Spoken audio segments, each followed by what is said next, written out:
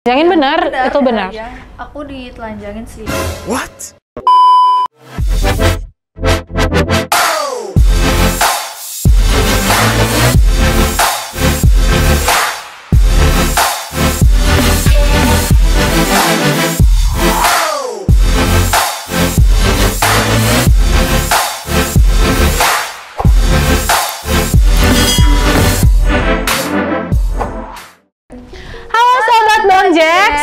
Kembali lagi sama aku Mega Yulanda, calon jaksa pada Kejaksaan Tinggi Kalimantan Barat.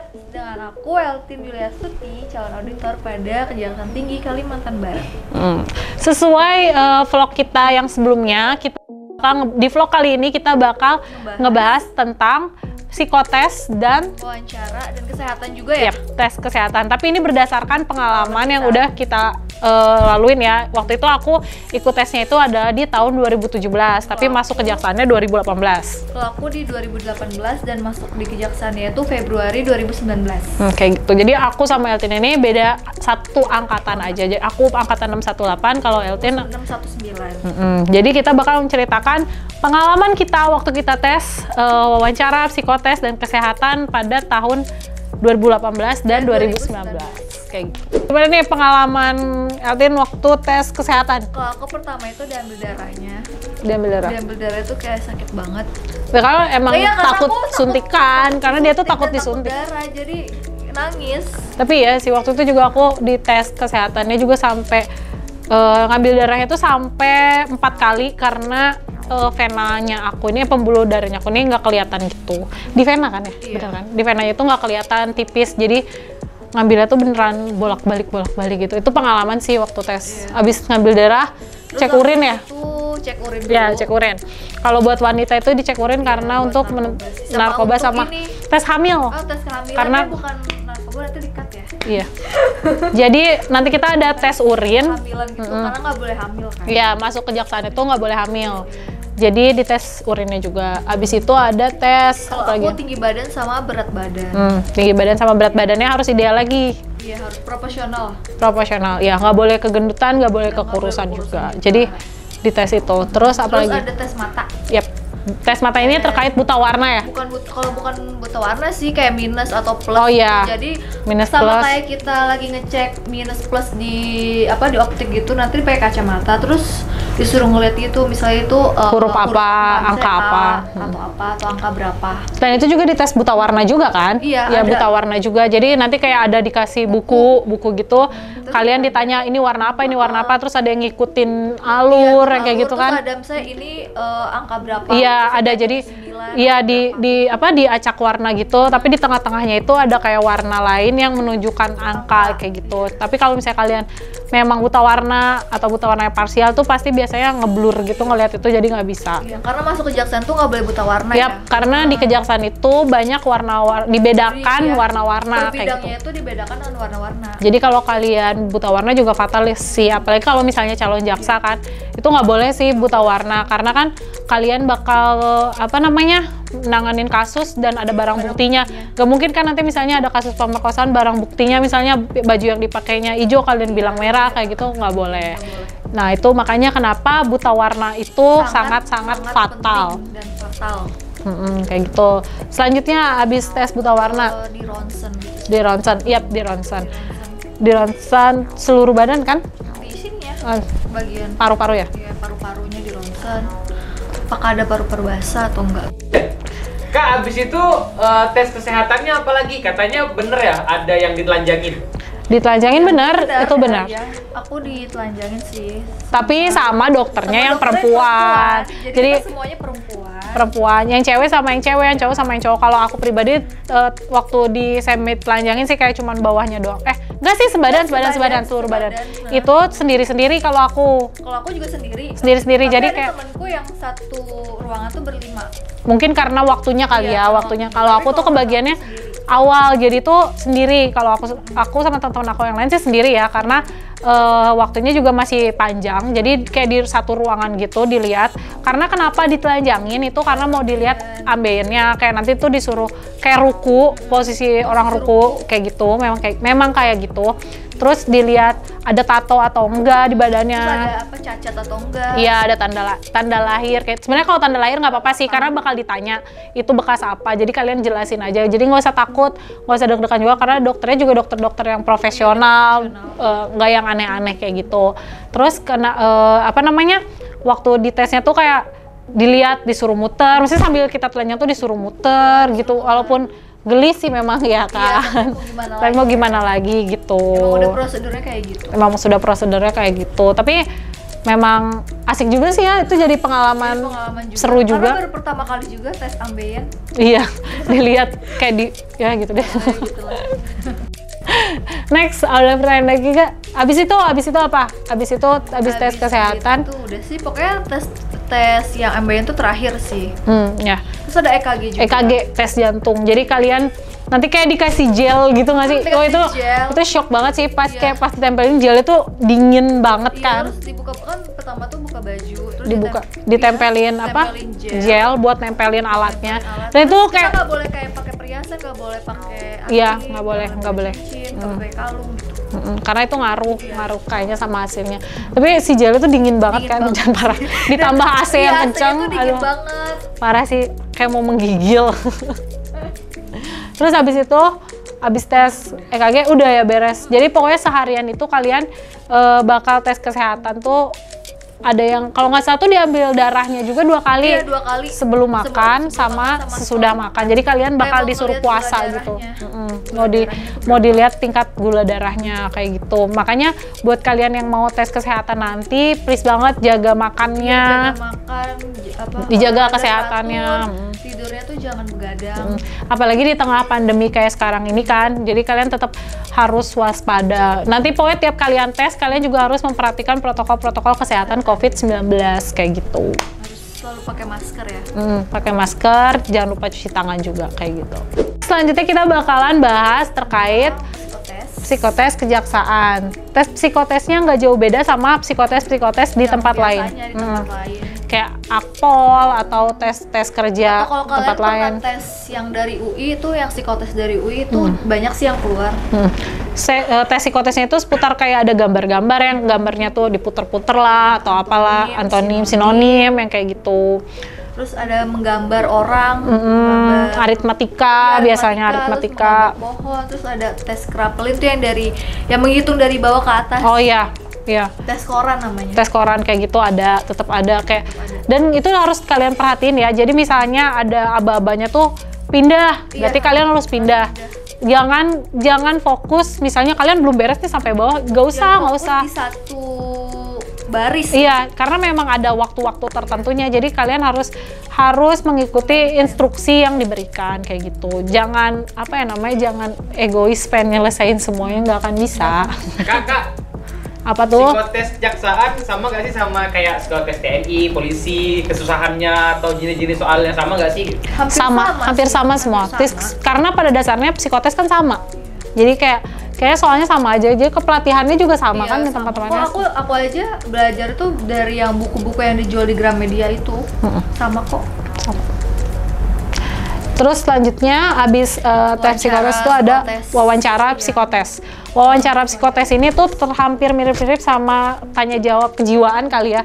Kayak ditanya kamu hobinya ngapain? Terus sekarang sibuk apa? Terus kayak kerjanya ngapain? Terus ngapain aja ditanya-tanya kayak misalnya kamu kalau misalnya menghadapi suatu masalah itu bakal kayak gimana? Kayak solusi apa yang diberikan, kayak gitu. Itu nanya-nanya seputar kayak gitu sih. Buat kalian yang lagi ditanya-tanya, jawab setenang mungkin. Dan sejujurnya aja sih sebenarnya. Iya. Jujur aja. Be yourself aja. Jangan dipura-pura. Ya. Pura-pura. Karena hasilnya bakal kelihatan ya kan. Nggak, jadinya tuh kayak bohongnya tuh kelihatan gitu. Jadi buat kalian yang nanti wawancara psikotes, jawab senatural aja kalau misalnya emang kalian ditanya misalnya kayak kamu orangnya gampang marah nggak sih gitu? Enggak, aku ramah orangnya. Tapi nanti di hasilnya kalian ternyata kalian bukan orang yang ramah kayak gitu. Jangan yang kayak gitu. Jadi tetap harus jujur aja jawabnya sesuai dengan kepribadian kita, kita masing-masing. Iya kayak gitu. Nah udah gitu setelah wawancara psikotes ada juga wawancara sama pejabat, ya kan?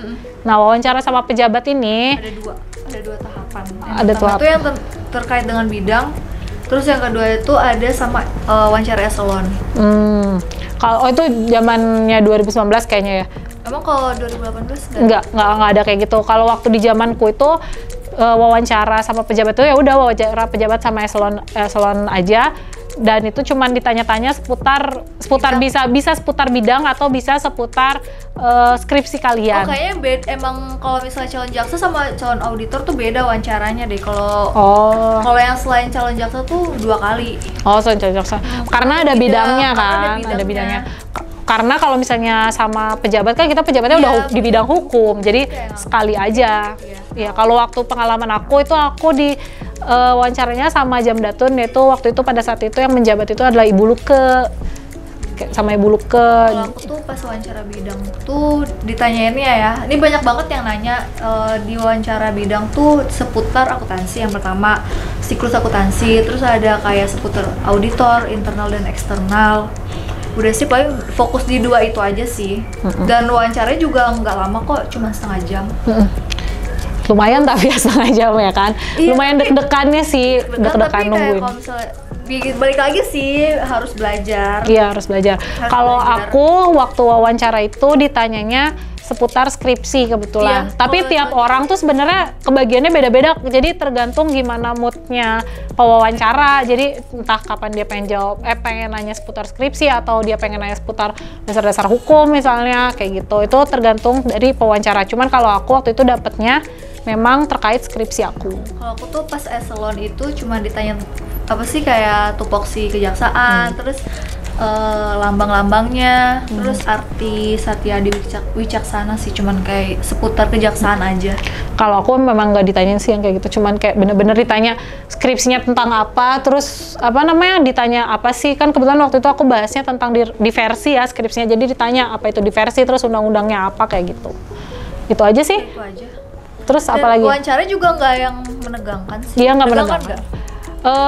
Tegang waktu nunggunya. Iya, tegang waktu nunggunya karena semua orang tuh di sekeliling aku pada belajar. Iya, pada tegang gitu loh, pada tegang. Terus kayak orang-orang yang keluar sebelum aku setelah wawancara tuh kayak mukanya pada pucet. Mukanya pada pucet, jadi kayak, takutnya dari situ. Iya, tapi tergantung kalian. Makanya banyak-banyak berdoa supaya dapat pertanyaannya yang baik.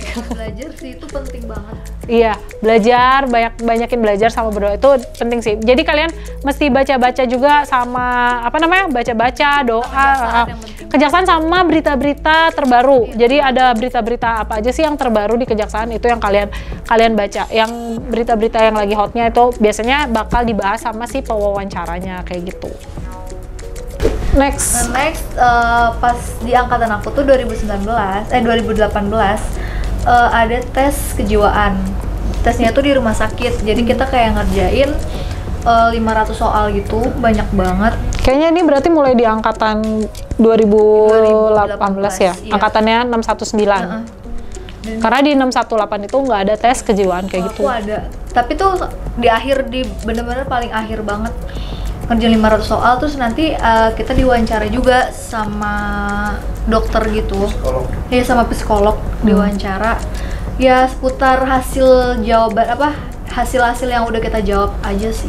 Nah, tipsnya buat kalian yang mau tes kejiwaan, tipsnya tuh nggak boleh bohong, harus jujur. Pokoknya harus jawab jujur. Jawab jujur aja. Sesuai dengan diri kita aja. Misalnya, dan harus konsisten, jangan karena kelihatan kalau kalian bohong. Kalau kalian bohong itu berarti nanti di pertanyaan selanjutnya kalian bakal lupa dan jawabannya jadinya beda. Makanya jawabnya sejujur mungkin dan jangan kurang tidur malamnya karena itu ngaruh banget sama hasil psikotes. Waktu psikotes juga nggak boleh kurang tidur kayak gitu. Kak, apa tuh? Selama berjuang berjuang menjalani semua tes, pengalaman apa sih yang paling berkesan gitu? Kalau untuk aku pribadi, pengalaman berkesannya itu aku diketemuin sama teman-teman aku yang luar biasa hebat. Jadi aku tuh ketemu sama teman-teman aku yang masih temenan sampai sekarang. Tuh waktu tes itu ada 5 orang gitu. Sampai kita bikin grup namanya tuh lulus bareng. Grupnya tuh namanya lulus bareng, kayak karena kenapa kita namain lulus bareng tuh kayak ibarat doa gitu kan, jadi kita lulus bareng.